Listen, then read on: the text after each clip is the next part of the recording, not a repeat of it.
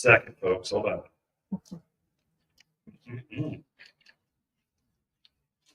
Okay. Welcome to today's gardening class. Come on and join us. Good to see you. Right on time. So there you go. We are here at Waters Garden Center. We are talking about fall color. We're about to go in fall. You're seeing a little tinge of fall color now. Sycamores are starting to go. Anything that's been stressed at all is shuts down early because it wants to go to sleep. It feels so good. They just start to show color. The sycamores, the sumacs are starting to go into color. So you're starting to see this. This is the early stage. Within 2-3 weeks, it'll be full on color. First frost, which is the end of this month. What is today? Middle of the month. So by the end of this month, the average frost date here at Prescott, right here, is October 29. Chino Valley, Prescott Valley will be October 29th, which is a couple days later. But basically, around November 1, we get frost, everything goes into color. It's a month-long journey. And by the end of, I'd say the first part of December, that's when the last of the fall color goes. That's Bradford pears, ornamental pears. Actually, fruiting pears, too. They turn that last color red to turn, come on in. That's the progression. And then we go into winter evergreens. This is when. So when you're designing your landscape, you want to dedicate 20% of your landscape plants to fall color. You want to have 20% to winter evergreens. You will feel it coming in. By December, you'll be going, oh, feels kind of naked. What's going on? You want 20% to kind of anchor those landscapes through the winter. You want 20% dedicated to spring color, forsythias, lilacs, the flowering quince, all those spring blooming, and then summer coming out of summer. So things are starting to fade. So my crepe myrtles, they've been glorious. They're kind of done. Rosa Sharon, some few color. The summer sage is the autumn sage, Salvia gregias. They've got some color on them yet, but they're transitioning. So we're coming from summer to fall. So you got 20, fall, spring, summer. Okay, and then that last 20% is whatever tickles your fancy. Go for that. So if you this is your summer home, dedicate to summer plants. If you're from Alaska and this is where you spend your winters, put more evergreens in. Wherever you feels good, do that. That'll give you a good blend as you transition. Today, I thought I would show you the best of the fall color. You got to mention maples, aspens, but it's so much more than that. So I thought I'd cover some of those, and then how to blend them together, how to play off each other from a designer. Thought I'd put more of that designer-esque thing. How do I design? When you're coming to have me help you, this is how my brain's thinking. I blending plants together, companion plants. So I thought I'd share that all about 40 minutes or so. And then we got time for questions, including online. We're glad you guys are here, tuning in. My name is Ken Lane. I'm the owner of the Garden Center. My daughter, Mackenzie's next generation, starting to train and take the. Sound okay? Yeah. All right. So that's kind of who we are. We've been doing this for a lot of years. It doesn't matter if you're from Halden, Dewey, Camp Verde, Sedona. We're all in this thing together. It's all these plants work for all those elevations. Pretty much 4,500 foot and above, 4,000. Skull Valley is at 42. Portage Junction's about 40, the same.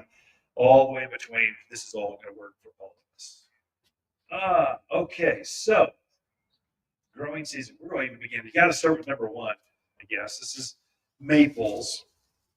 If you need a big tree, the fastest growing, you just need just a tinge. Another 2 weeks, it'll be in full red. I mean, like fire engine red, glorious red. People will stop and go, wow, what is that? It's so red.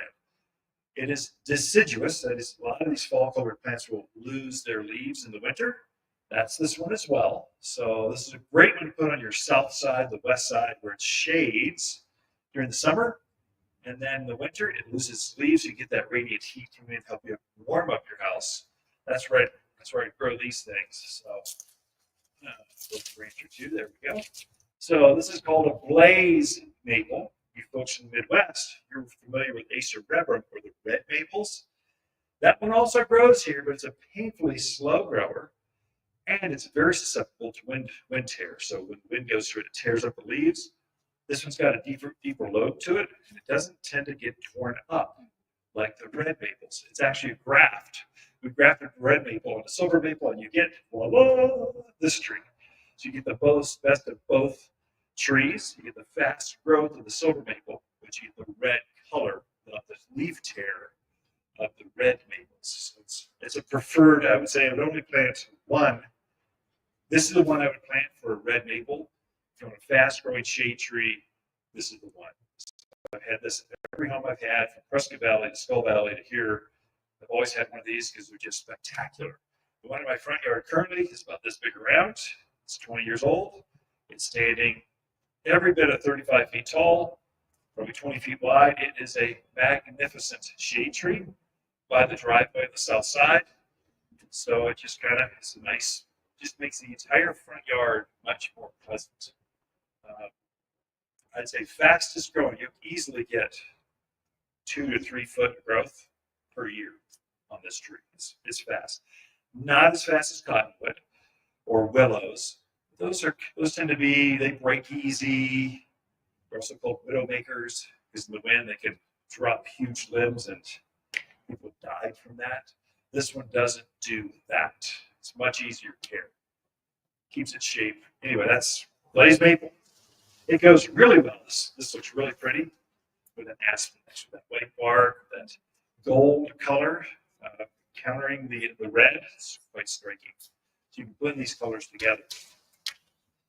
I thought I would also mention too, it's kind of, well, I won't start that way. I'll lead you in slowly. Let's go down this way. So this is called blaze maple or amber maples, the botanical. It looks like a Japanese maple. In fact, for those of you that are from California, don't plant Japanese maples. Nothing but a headache. It goes in the shade and that's it. This one looks like that, but it gets bright red and loves the sun, loves the wind, loves everything about here. Won't struggle, easy to care for, so much better. And so for full sun exposure, come on in. This is a by far better one. This gets up about high teens, 15 to 18 feet tall. Usually it grows naturally vase shaped like this. Can be in a tree form. It's more naturally to look like a companion to this would be a desert willow. Desert willow's been in bloom. It's got those pink to purple flowers to it, depending on the variety. It's the same height, drought hardy, but it's glorious in the summer.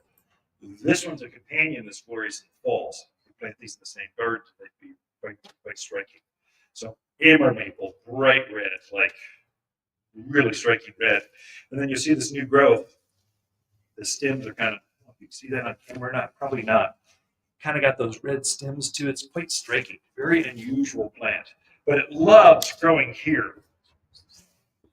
The one that's probably most famous, get that out of the way. This is probably the number one most famous in the country red shrub. This is burning bush. Burning bush gets up easily head height, kind of this big around. It loves growing. It's got a real thick, leathery leaf to it, so it makes it very drought hardy. It looks like an evergreen, but it's deciduous. That is, it will turn bright like that color red, and then it drops its leaves. What I like about this is, even when it's up this big, the stems, even without the foliage, it's got this bark like a cork bark stems to it. The florists will use it frequently as a decorative accent to cut flowers. It's very pretty with or without foliage, but it's most famous here in about 2 weeks. You'll see this shrub about as tall as I am, as wide, ball shaped, inflaming, like the brightest of all the reds. This is one, but I can't believe they make that color red. That's what color it turns. It's a really good one for here. And I brought it to companion planted. So I got a grouping of things here. I brought these two things. One is fall color. One is evergreen. But I'm sharing some of the designer things, the way I would put them together. This is barberry. You see it's got the bright red. This plant is bulletproof. It gets just knee high, maybe 3 feet by 3 feet, 3 by. It's just a nice, cute shrub. You put it out in full sun, right by the driveway. Then you think bad thoughts, kick dirt at it. It still likes to grow. It's got this striking color all the time. It's got the fall color. It'll get only redder as fall hits, and then it will lose its leaves. So it is deciduous, although it's got so much foliage on it, so many branches on it, it still looks like a shrub. It doesn't just disappear. Autumn sage is probably the most planted. It also has thorns. Ouch. It also has thorns, which means it grows really well here. So barberries, companion plant with Russian sage, a blue spiky flower for summer color. It's got the red and the blue kind of plays off each other. But I also brought this. This is not fall color. This is winter evergreen. But the blues, these are the same shape, same color. You get different patterns, textures to it, but the colors play off each other. So frequently I'll plant this in the same shrub bed or down the same driveway or down the same in front of your house. I'll play these off each other and they just look good together. This is going to go deciduous. It'll lose its foliage, and then this takes center stage. Whereas in summer, this takes center stage through the fall. So they give you different seasonality, but they're the same. They're companions. They like growing together. Same irrigation pattern, same soil type. They're the same. So that's how we designed this. Now, do we cover mums yet? Why not? Going down the line. Fall, mums. Don't have anything else to say other than these are really cool. And they're at Waters Garden Center. Coming down to buy one. So there's different kinds of mums.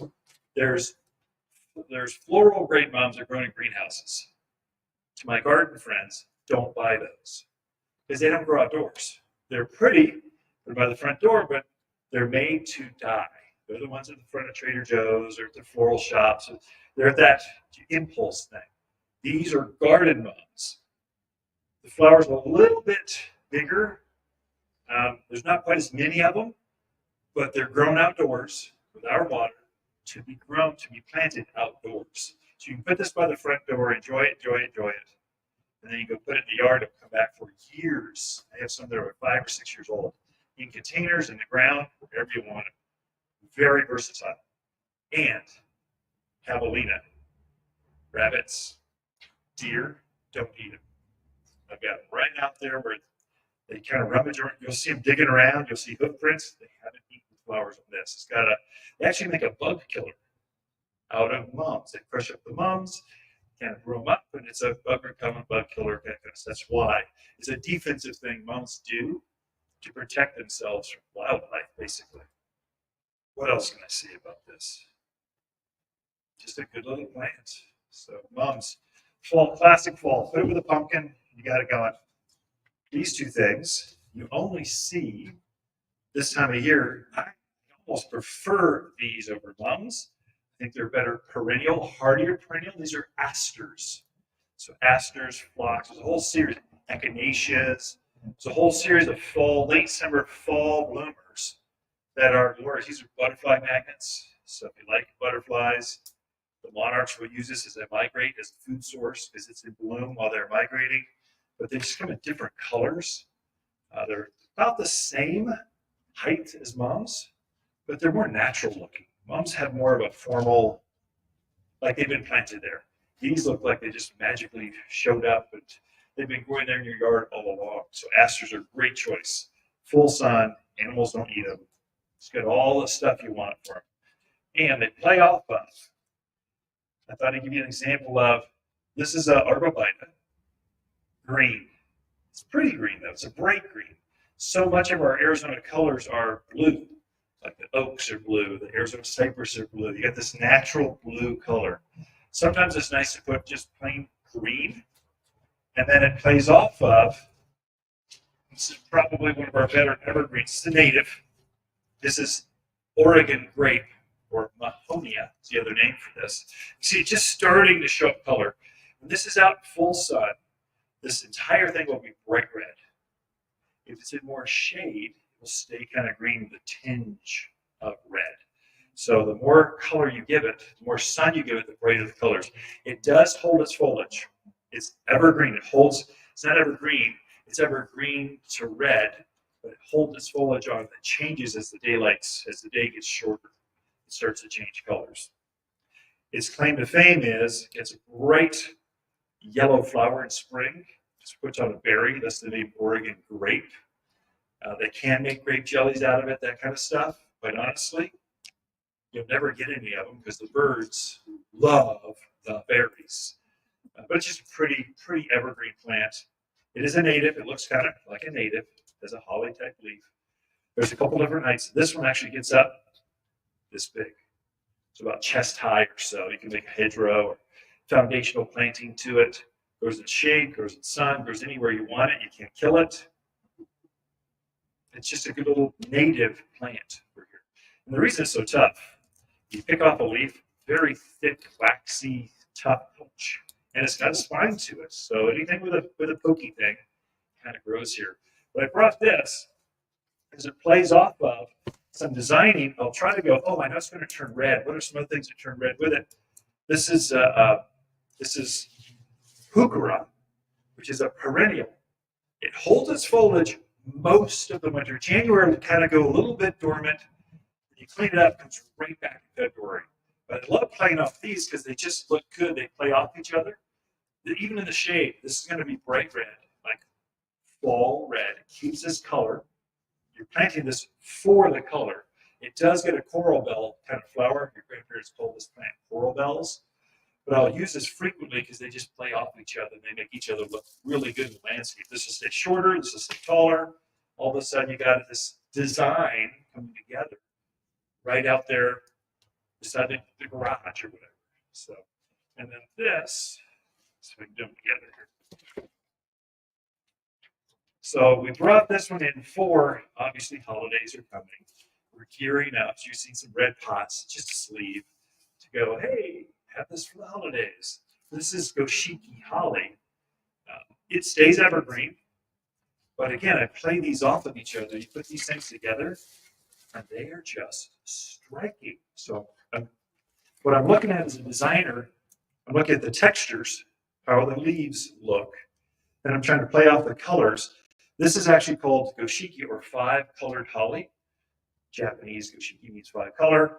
This new growth will come out red. Well, this is blends in red. It just goes together really well. So you can easily match plants. These are all companions to each other. They're perennial. They'll come back year after year after year. Goshiki hollies.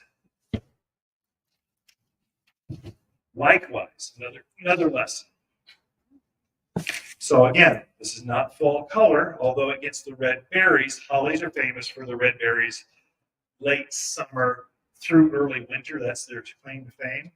And it just has this pretty evergreen, it's got some white flowers in the spring. But this is its time to shine. So I like to buy this, just have it by the front door. I don't even plant it. I just want holly. You put some Christmas lights on it. It just looks magical. Brought it to complement the red berries. So I'm trying to play off the red berries. The yellow plays off that really well, and this dark, rich green and the lighter green plays off each other from a design element. This is Agastache, sort of like there's nothing to compare it to. It's kind of blend between an autumn sage and a Russian sage. It's kind of this bridge between the two. Takes full sun. I'd say it needs at least 6 hours of sun to really do this. It's only about knee high or so. Much less weedy than Russian sage, which is that big blue spiky one. Gets kind of rangy.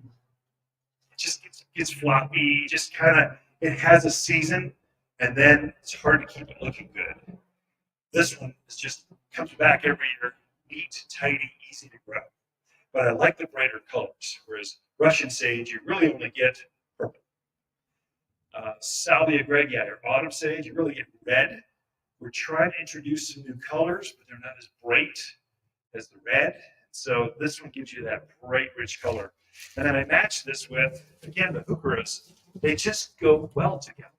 Same design. So you got tall, medium, small, 3 layers, and then all the colors play off each other. So I'm always, when you show me a photo of your phone, going, oh, tell me about this, what grow here. I'm not looking at shading, looking at what else is growing there, what's a companion I could put, and what can I do that makes it look interesting, natural. That's what a designer kind of comes up with. Hoopers are great perennial plants. Comes in, yeah. No, you can go in sun, shade. Yeah, they'll go anywhere. How much sun? Blistering hot sun in a container. It's glorious. Now I do water it more in that sequence. So I've got a bunch of containers out there. It's really pretty when it's well fed because it gets a lot of flower stalks coming up, like hundreds of them. So almost like hundreds of flowers floating above that. Although you're planting it for this, it's pretty. I'll go through having you over for a party. I'm going to clean up the dead spent flowers. It pushes even more flowers up and it keeps it looking clean and tidy. It'll literally outgrow the pot by an extra foot on all the way around. So you have a pot this big, this thing will be like this big around. It's spectacular.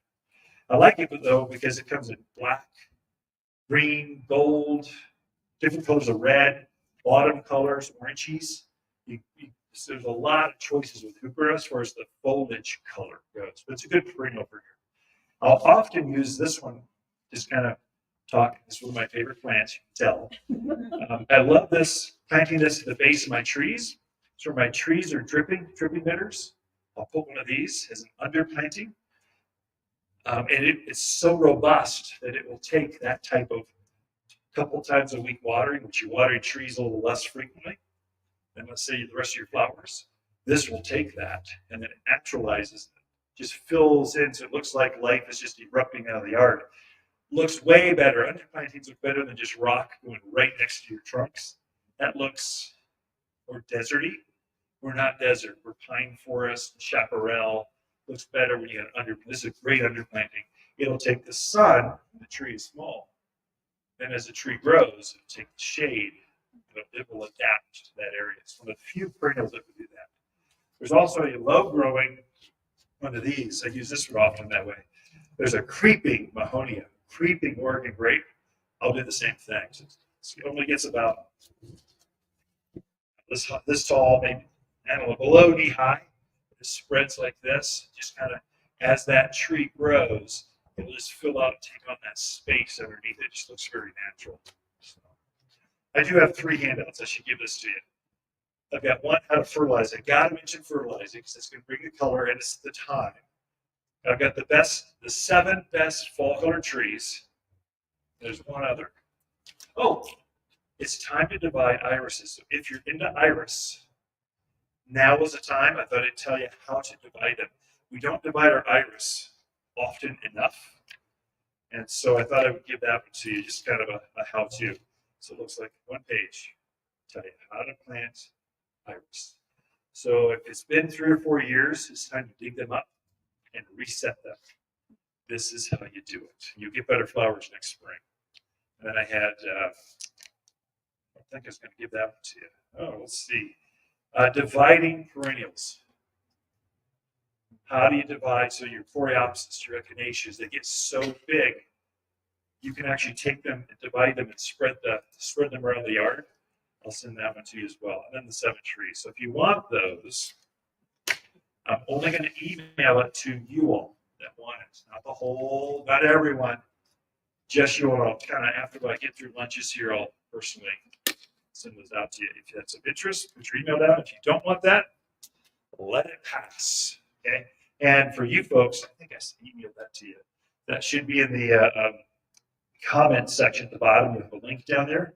Just hit that. And you'll have access to that as well. Print it out at your leisure. All right. So I brought these not because they're just different, unusual. So the way I think of roses will hold their buds through first part of December. They're actually amazing flowers. They're unique to here at this elevation. They really like growing here better than they do in the Midwest or the South, even better than they like growing down in Phoenix. They tend to hold their foliage a long time and they flower fall one of the best blooming plants you can have. Now, through really Thanksgiving, even into December, to the end of the year, they'll have not flowers, but you'll see buds on them. So I think we need to give roses more credit for their fall. They're famous for their spring blooms. That's when the aphids get on them, thripper in the buds. Now we don't have those bugs. They go into full bloom. They bloom longer than they do in the spring even. So I just bring it for that reason.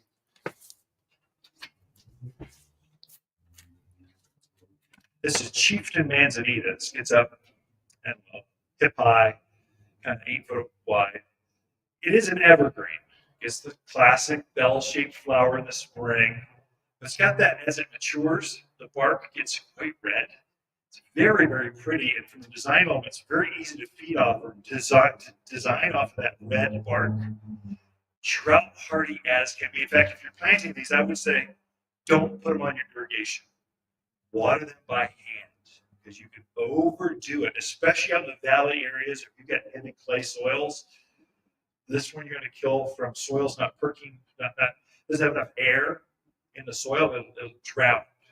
This one is just it's a native, so just red bark looks pretty. It doesn't have to just be the foliage. It can be also different elements of that plant, whether it's a berry or a grass. You start to see some grass, but you're just starting to see a touch of grass. Now, I do think of grasses as fall color. They get all their claim to fame for their plumes. This is Coral Forester. It was like Print of the Year a few years ago. It's glorious. Mine's in full bloom right now. Starting to see just a touch of color. It'll have this beautiful straw color after we get our first frost. By November 1, I have this great just straw color, striking, pretty color to it. I like that look. So it goes with my mums that kind of also take on that same straw color. The way I design with these is I'll leave that structure of the grass up intact until well into January, first part of February, when the snows finally come, they start to light on them, they get them all drunken, they look torn up. Then I'll go back and cut them. I like that structure that I think we cut them back to what they bring to us in the fall. This is a native. You see this when you walk around the forest. This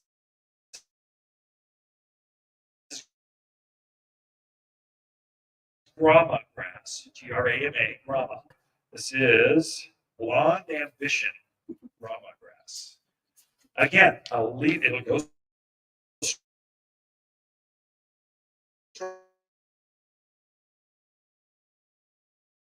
straw color. The seed heads will float down. That's when I'll take the lawnmower, weed whacker, just whack it off. So the grasses, I think, can be part of that fall color golden mix. This one is Virginia Creeper. It's been in color. Oops. This one grows wild. It's got the classic red. It's been in color for. This will climb up anything. Don't stand close to it too long, or it will start to want to grow on you. It just wants to take up. If you're just hiking the Bradshaws or whatever, you see it as a ground cover. So it grows underneath the oaks and the junipers as a ground cover. Animals don't bother it. Takes it up like a carrot root. It's very fleshy, like a potato or something. It's very, very fleshy, which makes it super drought hardy.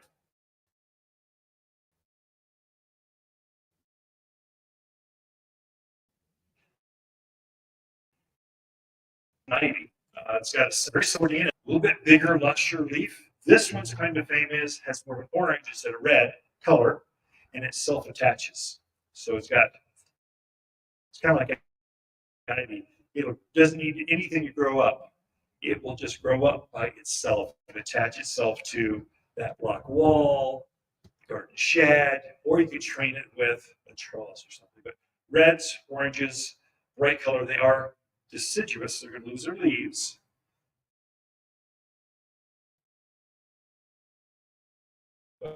But super drought hardy. Animals don't bother them. So that's one of those you kind of count on. Vines are definitely part of the mix. And the two most popular.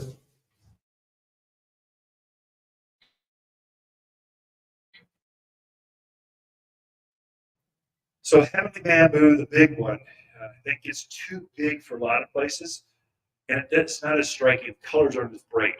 These two are dwarfs. Now they only get this big instead of this big. Differences. This is a huge family of plants. There's probably 50 different varieties. We're trying to select them for their evergreen hardiness or their color in fall. This one's called plum to it. And again, when it's in full sun, this will take on even more of that purple color. It will grow in the shade, and then it stays more green. So the new color, the new growth, purple, and holds that color right through winter. This one turns bright red. So this is we like this color red, like striking. Again, the leaf to it. And animals don't eat this. It looks delicious. Like I want some ranch dressing to try it myself, but they do not bother. Andina, which makes it a really robust, good plant for you. But the point being, in full sun, these get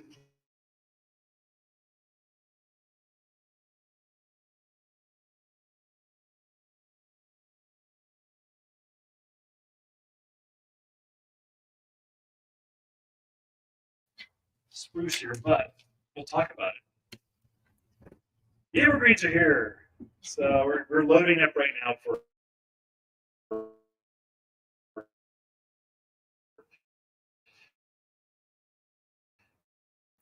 the holidays, basically. Winter color. Evergreens or ever blues or ever whatever that ever thing is. So you look like you've got some landscape left. So many times we dedicate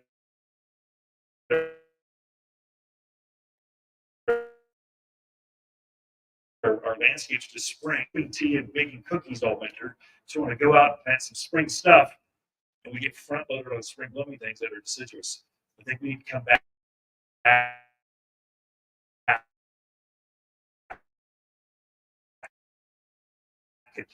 and shop the garden center with Colorado spruce.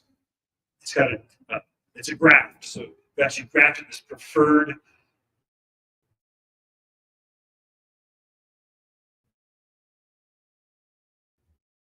color spruce, 60 to the moon. It goes to 80 feet tall. They're huge, way bigger than most yards can handle 20, 30 years out. This one doesn't get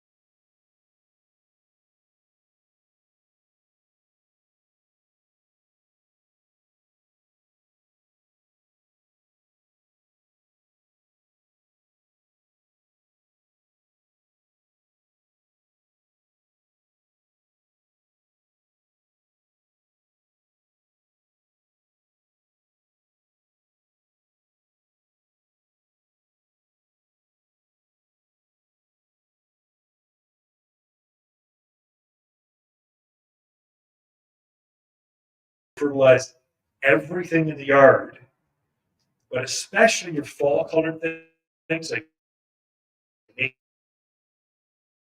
maples, your evergreens will turn yellow in the winter. We call it winter chlorosis, has this yellow hue to it, and you'll lose the color of your bright.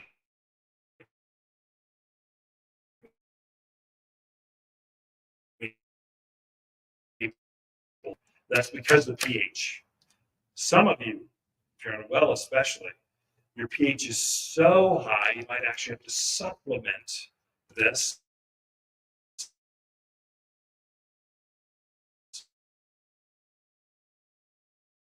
Some sort of additional, I'm not even talking to the camera, just soil sulfur. This actually just straight sulfur, it lowers the pH. The fear I have is you tune into your horticulture mag, dehydrated lime, put lime out in the yard. Don't ever do that here. Lime is meant for everywhere except for here.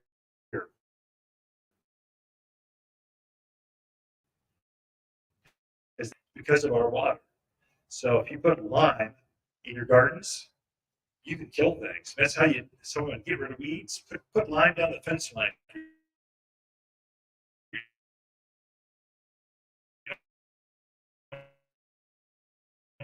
don't want anything to grow. It'll just keep sulfur. So it's going to always try to push that pH down. That's the reason why. For my evergreens,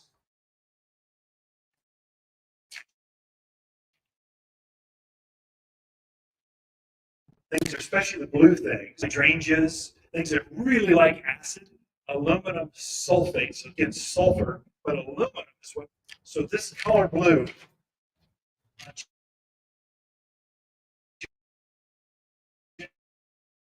first, this is coating.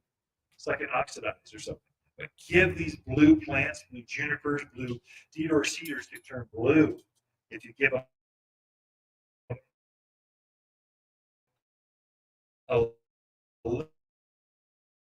aluminum sulfate.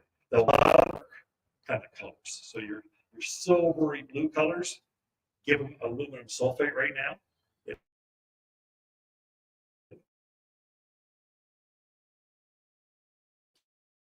Keep them green through winter. That's pretty much that's how you fertilize. Do all that by the end of the month. Just anytime you want, get it out there. It's going to take that food as it dissolves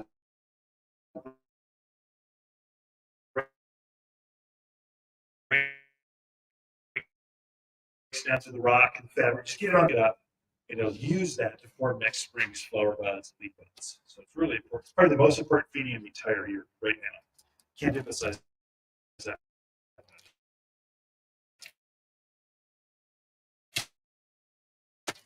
All right, that's all I got for you. The mums and the asters, do you cut those back after they get done blooming and then they just kind of die back and come back? What I do, mums and asters, I like the shape. So the shape, even without flowers, it'll turn straw color. I'll leave it as long as it's got the shape. I'm going, that's kind of cool. I kind of like that. So I admire the plants as they go through their seasonality. January, it's kind of blistery. It kind of feels good. Like I want it to be 102, 104. We crank it up a little higher. Eventually, the petals of the flowers will start floating. Start bothering me, and I'm getting hot tub. That's until that happens, I keep the structure up. If they're out in the garden, it's just out there. Eventually, the snows are going to come. You know, we'll get our first snow in December sometime. It doesn't matter how much. January, we get some snow, and everything separates. As soon as it looks terrible, like it looks like winter's beat it up, then I cut it. I'm not in a hurry to prune back my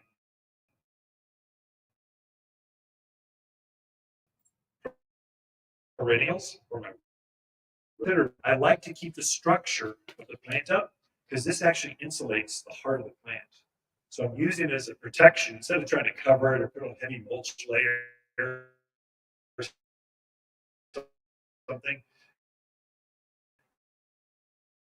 But by Valentine's Day, it's starting to get warm, and you're starting to feel spring is in the air. You can smell it. It's there. It's still wintry, but you just know that bitter cold.